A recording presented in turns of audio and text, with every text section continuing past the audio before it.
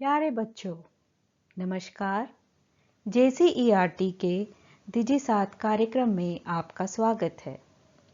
मैं कल्पना बागे आज आपकी विज्ञान पुस्तक के कक्षा 6 के अध्याय 5 सजीव एवं उनका परिवेश लिविंग एंड देयर हैबिटेट के बारे में चर्चा करूंगी।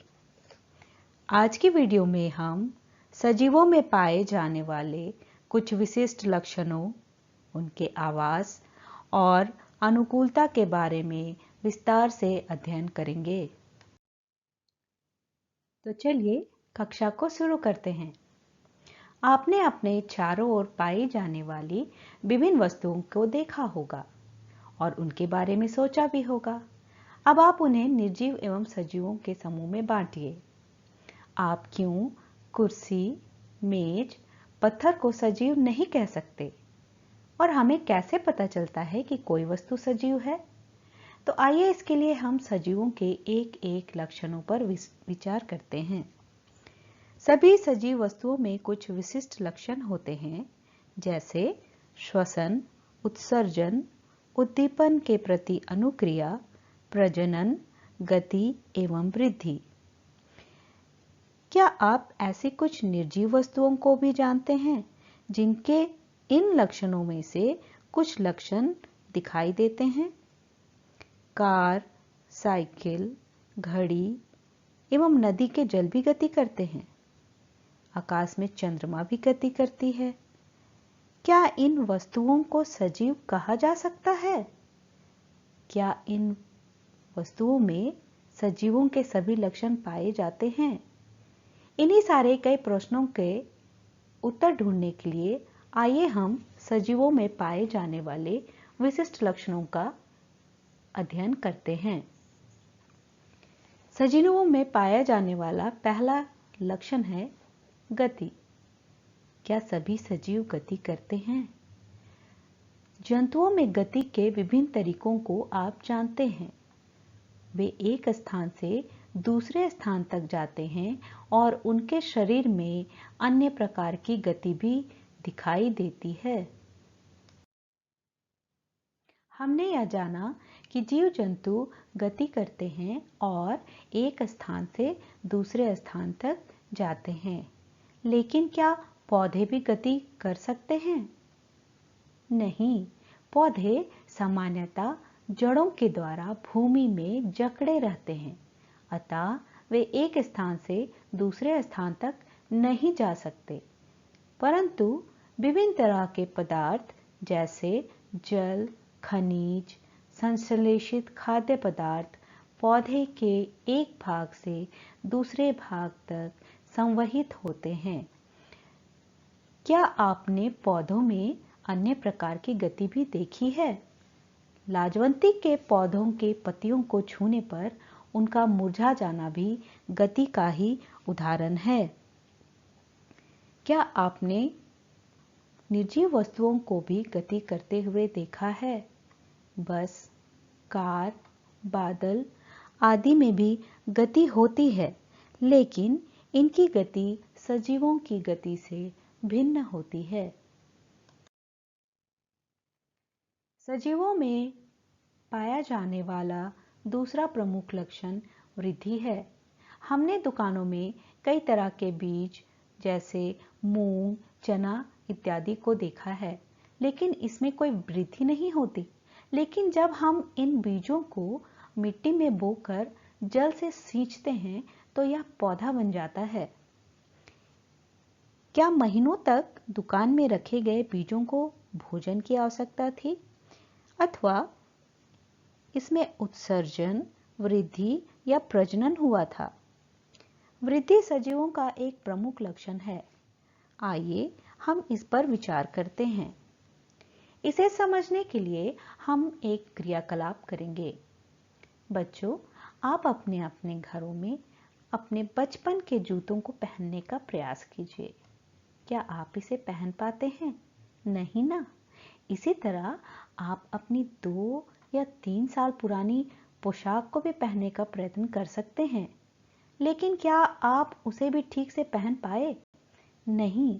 ऐसा क्यों हुआ? तो आप शायद समझ ही गए होंगे कि अब आप पहले से बड़े हो गए हैं और जूते और कपड़े आपके लिए छोटे हो गए हैं। इसी बड़े होने को हम वृद्धि कहते हैं। एक छोटा सा चूजा बड़ा होकर मुर्गी या मुर्गा बनता है। एक छोटे से बीज में अंकुरन के साथ वृद्धि प्रारंभ होती है और समय के साथ वह विशाल वट वृक्ष का रूप ले लेता है। यह वृद्धि आंतरिक होती है। इसी प्रकार मेंढक लार्वा से वृद्धि के पश्चात वयस्क बनता है, जिसे हम मेंढक का जीवन चक्र भी कहते हैं। जैसा कि आपको नीचे चित्र में दिखाया गया है। पेड़ पौधों में वृद्धि जीवन पर्यंत अर्थात जीवन भर होती है, जबकि जंतुओं में वृद्धि एक निश्चित आयु तक ही हो पाती है। प्रत्येक सजीव का एक निश्चित जीवन काल होता है। निर्जीव में भी सजीवों के कुछ गुण हो सकते हैं, परंतु निर्जीव वस्तुओं में ये सभी लक्षण एक साथ दिखाई नहीं पड़ते। तो चलिए बच्चों, इस स्लाइड में हम सजीवों में पाए जाने वाले एक और लक्षण श्वसन के बारे में जानने का और समझने का प्रयास करेंगे। सभी जीवों को जीवित रहने के लिए श्वसन की प्रक्रिया आवश्यक है, अर्थात बिना सांस लिए जीव जंतु और पेड़ पौधे जीवित नहीं रह सकते। क्या कभी आपने गेहूं की बोरी में अपना हाथ डालकर देखा है? आपको गर्मी का तो अनुभव निश्चय ही हुआ होगा। गेहूं की बोरी में उत्पन्न ऊष्मा बीजों के श्वसन लेने की वजह से हुई है। हमने देखा कि बीजों में श्वसन की क्रिया उस समय भी चलती रहती है जबकि उसमें अन्य कोई जैव प्रक्रम सक्रिय नहीं होते। सभी सजीव वायुमंडल से ऑक्सीजन गैस लेते हैं और कार्बन डाइऑक्साइड गैस छोड़ते हैं। इस प्रक्रिया को हम श्वसन कहते हैं। यह सभी सजीवों की विशेषताएं हैं। ग्रहण किए गए भोजन से श्वसन की प्रक्रिया के द्वारा ही हमारे शरीर को ऊर्जा मिलती है। जीव जंतु अपनी नाक द्वारा श्वसन क्रिया करते हैं तथा पेड़ पौधे मुख्यतः अपनी पत्तियों के द्वारा श्वसन की क्रिया को संपन्न करते हैं। पेड़ों में इनकी जड़ों एवं तनों के माध्यम से भी श्वसन होता है। पेड़ पौधे प्रकाश संश्लेषण की क्रिया में ऑक्सीजन गैस मुक्त करते हैं, जो श्वसन क्रिया के लिए एक महत्वपूर्ण घटक है। सजीवों में संवेदनशीलता भी पाई जाती है। इसे समझने के लिए हम एक छोटा सा क्रियाकलाप करते हैं। लाजवंती, जिसे हम छुई मुई का पौधा भी कहते हैं, उसकी पत्तियों को स्पर्श कीजिए। क्या आपको किसी प्रकार के परिवर्तन का अनुभव होता है? छुई मुई की पत्तियां स्पर्श करने पर बंद होने लगती हैं। इसका अर्थ यह है कि लाजवंती स्पर्श के प्रति संवेदनशील है। इसी प्रकार जलेबी या कोई भी खट्टे पदार्थ जैसे इमली, नींबू इत्यादि देखकर हमारे मुंह में पानी आने लगता है। जब हमारी आंखों में धूलकण चला जाता है तो आंखें भी स्वतः ही बंद होने लगती हैं। यह सभी परिवर्तन के प्रति हमारी अनुक्रिया को दर्शाते हैं, जिसे हम संवेदनशीलता या उद्दीपन भी कहते हैं। सजीवों के शरीर में उत्सर्जन की प्रक्रिया भी होती है। विभिन्न जैविक क्रियाओं जैसे पाचन एवं श्वसन के फलस्वरूप सभी प्राणियों के शरीर से अपशिष्ट पदार्थ बनते हैं। इनका शरीर में कोई उपयोग नहीं होता है और ये शरीर में उपस्थित रहकर हानि पहुंचाते हैं। अतः इनका शरीर से बाहर निकल जाना आवश्यक होता है। ऐसे अपशिष्ट पदार्थों का शरीर से बाहर निकलने की प्रक्रिया को उत्सर्जन या एक्सक्रीशन कहते हैं। जंतुओं में यह पदार्थ मलमूत्र, पसीना, कार्बन डाइऑक्साइड गैस का मुक्त होना आदि के माध्यम से उत्सर्जित होते हैं। कुछ पौधों में भी उत्सर्जन की क्रिया होती है। कुछ पौधे गोंद, रबर, राल आदि का स्राव कहते हैं। यह पौधों के लिए हानिकारक परंतु हमारे लिए बहुत ही उपयोगी होता है। सजीवों में पाए जाने वाले विशिष्ट लक्षणों का अध्ययन करने के बाद आइए हम लोग सजीवों के विभिन्न प्रकार के वासस्थान के बारे में जानकारी प्राप्त करते हैं।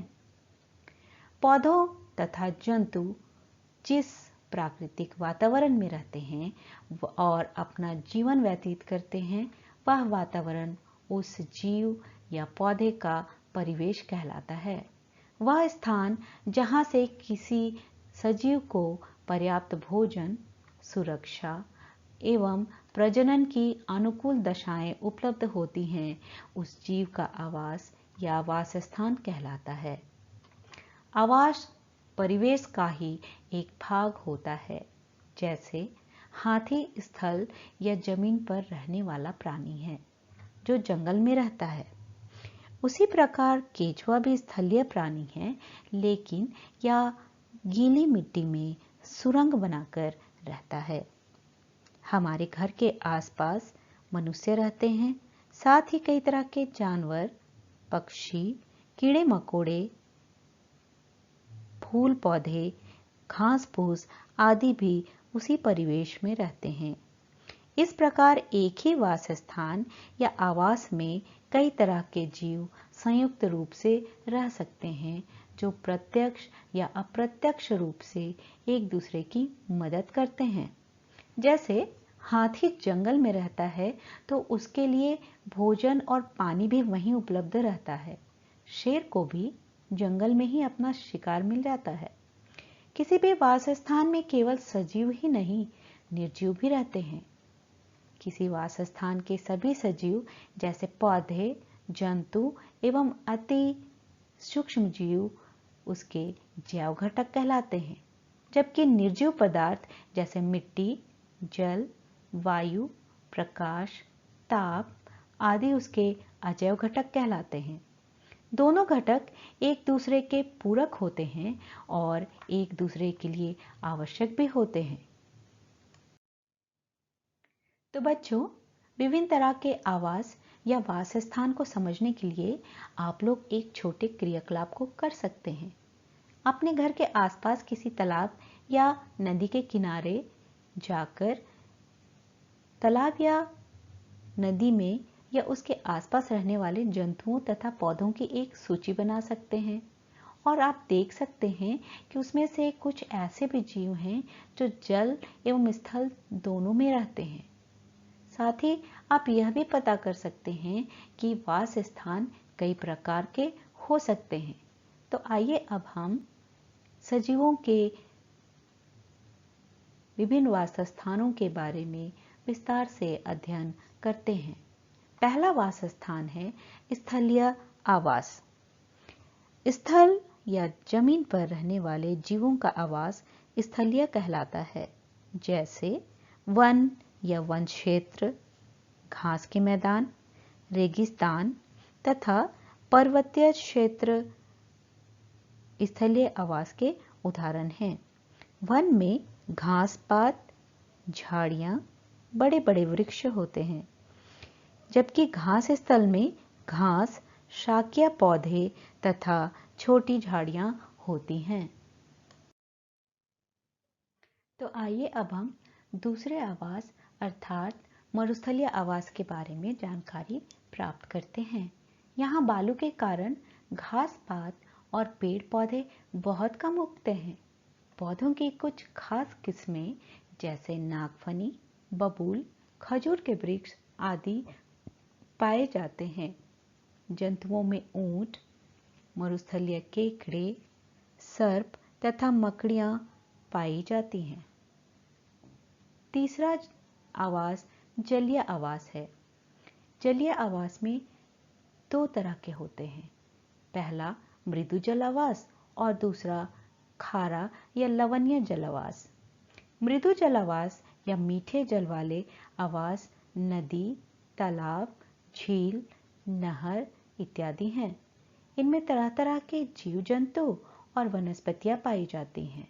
इसी प्रकार समुद्री या लवण जलीय वास स्थान में लवणीय या खारे जल पाए जाते हैं, जिनमें भी कई प्रकार की मछलियां, केकड़े, ऑक्टोपस, डॉल्फिन, व्हेल तथा कई अन्य प्रकार की वनस्पतियां भी मिलती हैं। चौथा आवास वायवीय आवास है। ये आवास सामान्यतः वायवीय जंतुओं एवं वैसे जंतुओं के लिए जाना जाता है जो पेड़ों में रहते हैं। वायवीय आवास एक मिथ्या नाम है, क्योंकि कोई भी जंतु, यहाँ तक कि पक्षी भी हवा में नहीं रह सकते। जब वे उड़ना बंद करते हैं तो उन्हें भी स्थल पर ही आना पड़ता है और वे उड़ते समय सो भी नहीं सकते हैं। पांचवें आवास का उदाहरण पर्वतीय आवास है। पर्वतीय क्षेत्र में सघन वन होते हैं और वे ऊंचाई पर हिमपात भी होता है। इन क्षेत्रों में पौधे एवं जंतुओं की अनेक प्रजातियां पाई जाती हैं। इस प्रकार बच्चों, इस स्लाइड में हमने सजीवों के 4 आवास, मरुस्थलीय आवास, जलीय आवास, वायवीय आवास एवं पर्वतीय आवास के बारे में जाना। साथ ही हमने चित्रों के माध्यम से इन आवासों में पाए जाने वाले जंतुओं एवं वनस्पतियों के बारे में भी जानकारी प्राप्त की। आइए बच्चों, अब हम अनुकूलन या एडेप्टेशन के बारे में जानते हैं। वे विशिष्ट संरचनाएं अथवा स्वभावगत विशेषताएं जो किसी पौधे या जंतु को उसके परिवेश में सामान्य रूप से रहने के लिए क्षमता प्रदान करते हैं, अनुकूलन या एडेप्टेशन कहलाते हैं। यह अनुकूलन स्थलीय, वायवीय, मरुस्थलीय, पर्वतीय तथा जलीय सभी जीवों में हो सकता है। आइए हम कुछ अनुकूलों का विस्तार से अध्ययन करते हैं। पहला अनुकूलन है वन एवं घास स्थल के जंतुओं में अनुकूलन। वास स्थान के आधार पर घास या वन में शेर भी पाया जाता है। शेर एक मांसाहारी प्राणी है। इसका हल्का भूरा रंग इसे जंगल में छिपने में मदद करता है और इसके पैर तथा जबड़े की मांसपेशियां बहुत मजबूत होती हैं। इसके दांत भी बड़े बड़े होते हैं और ये अपने पंजे के लंबे नाखूनों को दौड़ते समय अपनी अंगुलियों के अंदर खींच लेते हैं ताकि वे ना टूटे। इनके चेहरे पर आंखें सामने की ओर होती हैं, जिससे कि वे अपने शिकार को ठीक से देख सकती हैं और शिकार पर हमला भी कर सकती हैं। वन या घास स्थल में पाया जाने वाला अगला जंतु हिरन है। हिरन एक शाकाहारी जंतु है या पौधे की पत्तियों तथा मुलायम शाखाओं को खाता है। अपने लंबे कानों की मदद से ये शिकारियों की आहट को दूर से ही सुनकर सतर्क हो जाते हैं और इनकी पतली और लंबी टांगें इन्हें तेज गति से दौड़ने में सहायता प्रदान करती है। सिर के पार्श्व में स्थित आंखें और लंबी गर्दन की मदद से ये सभी दिशाओं में आराम से देख सकते हैं। दूसरे अनुकूलन का उदाहरण मरुस्थलीय अनुकूलन है। मरुस्थल या रेगिस्तान में पानी की बहुत कमी होती है। दिन बहुत गर्म और रात बहुत ठंडी होती है। यहाँ के निवासियों में इन परिस्थितियों से निपटने के लिए कई तरह के अनुकूलन पाए जाते हैं, जैसे रेगिस्तानी सांप, चूहे एवं केकड़े गर्मी से बचने के लिए दिन के समय बालू में बनाए गए बिलों में रहते हैं और रात को अपने भोजन की तलाश करते हैं। इनके पैर छोटे छोटे होते हैं, जिससे आसानी से ये बिलों में घुस जाते हैं। सांप के पैर नहीं होते। रेत पर चलने के लिए ऊंट के पैर भी लंबे एवं गद्देदार होते हैं। लंबे पैर की वजह से रेत की गर्मी भी इनके शरीर को कम प्रभावित करती है। ऊंट के पीठ पर कुबड़ होता है जिसमें वसा का संचयन होता है। भोजन नहीं मिलने पर यह ऊंट इस वसा का उपयोग कर सकता है। ऊंट बिना भोजन और जल के 10 से 20 दिनों तक सामान्य रूप से रह सकता है। जल की बचत के लिए इनके शरीर में मूत्र के रूप में बहुत ही कम जल निकलता है और लगभग सूखे मल का त्याग करता है। ऊंट को पसीना भी नहीं आता। ऊंट की आंखों की पलकें लंबी होती हैं और इनके नसाद्वार मांसल होते हैं ताकि बालू को आंख और नाक में अंदर जाने से रोका जा सके। आइए अब हम पर्वतीय अनुकूलन के बारे में जानकारी लेते हैं। पहाड़ी क्षेत्र के वृक्ष शंक्वाकार होते हैं और कुछ वृक्षों की पत्तियां सुई की तरह पतली होती हैं ताकि वर्षा का पानी या बर्फ इन पर जमा न हो सके। पहाड़ी भेड़ बकरियों को पहाड़ी ढालों पर चलने के लिए मदद करने के लिए उनके पैर के खुर बहुत ही मजबूत होते हैं। इसी प्रकार इस क्षेत्र के जंतुओं की खाल मोटी होती है और लंबे लंबे बालों से ढकी होती है। पहाड़ी कुत्तों, याक और पहाड़ी बकरियों आदि के बाल लंबे लंबे होते हैं ताकि इन्हें ठंड ना लग सके। पर्वतीय अनुकूलनों के बारे में पढ़ने के बाद हम जलीय जंतुओं में अनुकूलन के बारे में विस्तार से पढ़ते हैं। मछलियों के शरीर का आकार धारा रेखीय होता है तथा पार्श्व से चपटा होता है। शरीर का ऐसा आकार मछलियों को तैरने में मदद करता है। इनका शरीर सल्कों से ढका होता है और यह शरीर को जल प्रतिरोधी बना देता है। मछलियों के पंख या फिन्स चपटे होते हैं और गति तथा दिशा परिवर्तन के साथ साथ शरीर में जल का संतुलन बनाए रखने के लिए भी मदद करते हैं। जलीय श्वसन के लिए मछलियों में गलफड़े होते हैं और ये सीधे जल से ऑक्सीजन श्वसन करते हैं और जल में ही कार्बन डाइऑक्साइड गैस विमुक्त कर देते हैं। जल में पाए जाने वाले अन्य जीव जंतु जैसे व्हेल और डॉल्फिन्स में भी श्वसन के लिए गिल्स नहीं होते। ये सिर पर स्थित नासाद्वार से श्वसन करते हैं और श्वास लेने के लिए ये समय समय पर अपने सिर को जल के बाहर निकालते रहते हैं। ऑक्टोपस और स्क्विड समुद्र की गहराइयों में और समुद्र के तलों में रहते हैं। इनका शरीर धारा रेखीय नहीं होता, परंतु तैरते समय ये अपने शरीर को धारा रेखीय बना लेते हैं।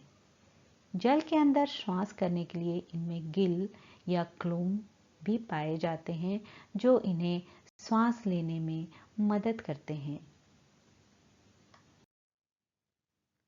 मेंढक एवं बतख जैसे कुछ जंतु उभयचर होते हैं, अर्थात ये जल एवं स्थल दोनों में रह सकते हैं। इनके शरीर की रचना दोनों के लिए अनुकूलित होती है। मेंढक का पिछला पैर लंबा एवं मजबूत होता है जिससे ये छलांग लगा सकते हैं। पिछले पैरों में झिल्ली होती है जो इन्हें तैरने में मदद करती है। ऐसे ही झिल्ली युक्त पैर बतख के भी होते हैं। मेंढक और बतख नासा छिद्र एवं फेफड़े की मदद से श्वसन करते हैं। इस प्रकार हमने जंतुओं में जलीय अनुकूलन को जाना है। जलीय जंतुओं में अनुकूलन को जानने के बाद आइए अब हम लोग जलीय पौधों में अनुकूलन को समझते हैं। जलीय पौधों के जड़, तने तथा पत्तियों में विशिष्ट संरचनाएं पाई जाती हैं जो जलीय वातावरण के लिए अनुकूल होती हैं। जड़ों को पानी से जल या लवण खींचने की आवश्यकता नहीं होती, इसलिए इनमें जड़ें कम विकसित होती हैं या होती ही नहीं हैं। इनके तने लंबे, मुलायम, खोखले, स्पंजी तथा वायुकोश से भरे होते हैं ताकि पौधा हल्का होकर तैरता रहे। पूर्णतः जलमग्न पौधों में पत्तियां लंबी, रिबन जैसी या कई भागों में विभाजित होती है ताकि इनके बीच जल का प्रवाह आसानी से होता रहे। कमल और जलीय लिली जैसे पौधों की पत्तियों के ऊपर एक चिकनी परत होती है जिससे पत्तियों पर जल जमा नहीं हो पाता। इसी प्रकार जलकुंभी जैसे पौधों की पत्तियों के पत्र तंत्र का निचला भाग फूला हुआ रहता है तथा इनमें वायुकोश भरा होता है, जिसकी वजह से जलकुंभी पानी में तैरता रहता है। विभिन्न प्रकार के अनुकूलनों की अगली कड़ी में आइए हम वायवीय अनुकूलन को समझते हैं। पक्षी अपने पंखों की सहायता से हवा में उड़ते हैं तथा छोटे छोटे पैरों की सहायता से सतह पर चलते हैं। पक्षियों की अस्थियां या हड्डियां मजबूत तथा खोखली होती हैं, जिनके कारण ये हल्के होते हैं। आगे वाले पैर ही पंख के रूप में परिवर्तित हो जाते हैं। पक्षी की पेशियां अत्यधिक विकसित और मजबूत होती है ताकि उड़ते समय पंखों को सहारा और गति दे सके। पिछले पैरों की हड्डियां चलने तथा पेड़ की डाल को पकड़ने के लिए रूपांतरित हो जाती है। पक्षियों को अधिक ऑक्सीजन की जरूरत होती है और इस आवश्यकता की पूर्ति के लिए इनके शरीर में वायुकोश या वायु की थैलियां होती हैं। वायुकोश अतिरिक्त फेफड़े की तरह कार्य करता है। तो बच्चों, हमने देखा कि विभिन्न प्रकार के सजीव अलग अलग परिवेशों में रहते हैं और उनका शरीर भी इसके लिए अनुकूलित हो जाता है। साथ ही सजीवों के विभिन्न लक्षणों से भी हम अवगत हुए। इन लक्षणों की जानकारी आप विस्तार से अगली कक्षा में जानेंगे।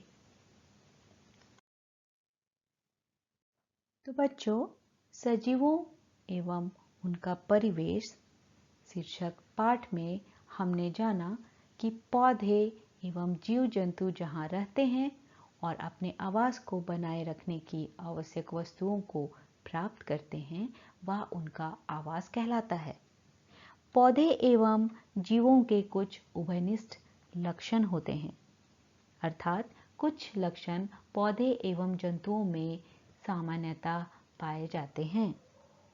पौधे और जीवों के विशिष्ट लक्षण एवं स्वभाव जो उन्हें विशेष आवास में रहने के अनुकूल बनाते हैं, अनुकूलन कहलाता है। विभिन्न आवासों में सजीवों की विविध प्रजातियां पाई जाती हैं और एक ही आवास में अनेक प्रकार के पौधे तथा जंतु भी रह सकते हैं। पौधे, जंतु एवं सूक्ष्म जीव संयुक्त रूप से जैव घटक बनाते हैं, जबकि चट्टान, मिट्टी, वायु, जल, प्रकाश, ताप इत्यादि हमारे परिवेश के अजैव घटक कहलाते हैं। सजीवों के सामान्य लक्षण हैं श्वसन, पोषण, वृद्धि, प्रजनन, संवेदनशीलता, गति तथा उत्सर्जन। तो बच्चों, अगली कक्षा में मैं आपसे एक नए पाठ के साथ पुनः मिलूंगी। तब तक के लिए धन्यवाद।